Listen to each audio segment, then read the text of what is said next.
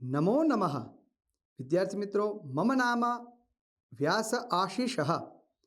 आजे આપણે સંસ્કૃત સોપાનમાં એ વસ્તુ વિશે વાત કરવાની છે કે જેને આપણે રોજબરોજમાં જમવામાં લઈએ છીએ. તો વિચારો, આપણે રોટલી સાથે શું ખાઈએ છીએ?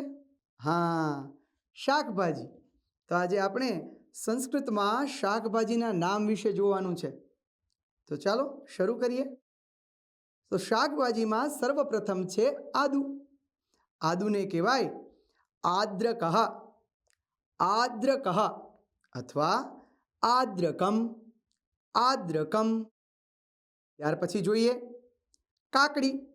કાકડીને કહીશું કર્કટિહી, કર્કટિહી અથવા કર્કટિકા, કર્કટિકા. ત્યાર પછી આપણે જોઈએ કોબીજ અથવા કોબી.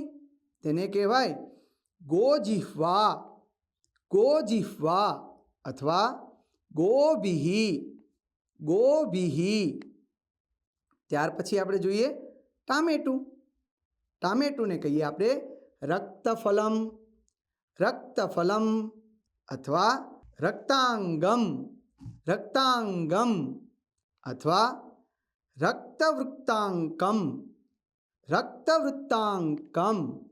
ત્યાર પછી છે ડુંગળી.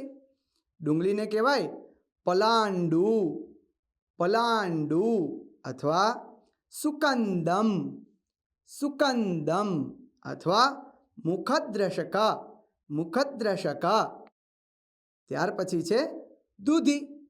દૂધીને કહેવાય તુંબી, તુંબી અથવા તુંબિકા, તુંબિકા અથવા દુગ્ધી, દુગ્ધી અથવા અલાબહુ, અલાબહુ. ત્યાર પછી છે ધાણા અથવા આપણે એને કોથમીર કહીએ છીએ. તો કોથમીરને કહેવાય કસ્તુંબરી, કસ્તુંબરી અથવા ધાજ્યક્રમ, ધાજ્યક્રમ. ત્યાર પછી છે બટાટું, બટેટા. તો બટેટાને આપણે કહીએ આલુ અથવા આલુ, આલુ અથવા આલુ. ત્યાર પછી આવે આલુકમ, આલુકમ. આ બંને નામથી એને બોલાવી શકાય. ત્યાર પછી છે ભીંડા. તો ભીંડાને આપણે કહીશું ભેંડા, ભેંડા અથવા ભીંડકઃ, ભીંડકઃ. ત્યાર પછી છે રીંગણ. રીંગણ તો શાકભાજીનો રાજા. એને કહેવાય વૃંતાંકમ, વૃંતાંકમ. ત્યાર પછી છે લસણ. લસણને કહેવાય લશુનઃ, લશુનઃ અથવા લશુનમ, લશુનમ અથવા લહસૂનઃ, લહસૂનઃ. તો આવી રીતે વિદ્યાર્થી મિત્રો આજે આપણે શાકભાજીના નામ જોયા. એ હવે જ્યારે પણ આપણે શાકભાજીને જોઈએ ત્યારે સંસ્કૃતના નામથી આપણે એ શાકભાજીને ઓળખવાનો પ્રયત્ન કરીશું. આવી રીતે ધીરે ધીરે આપણે સંસ્કૃત શીખીએ.